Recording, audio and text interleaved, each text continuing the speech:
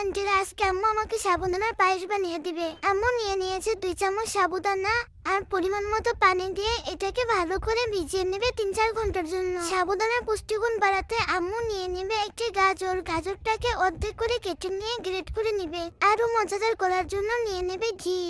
এখন মাল্টি কুকারে 1 চামচ ঘি দিয়ে গাজরটাকে ভালো করে কষিয়ে নেবে।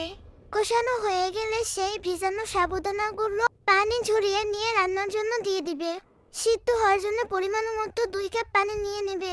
এটাকে এখন ভালো করে রান্না করার জন্য 10-15 মিনিট সময় নেবে। সাবুদানাটা মিষ্টি করার জন্য 3টা খেজুর নিয়েছে। খেজুরটা সিদ্ধ করার জন্য রান্নার মধ্যে দিয়ে দিয়েছে। আম্মু সাবুদানা রান্না শেষ। এখন খেজুর 3টাকে ম্যাশ করে নিয়েছে। সাবুদানাটা মজাদার করার জন্য নিয়েছে 2 চামচ ফর্মুলা দুধ। রেডি হয়ে গেল আমার মজাদার সাবুদানা। সবাই ভালো থাকবেন, আমার পাশে থাকবেন।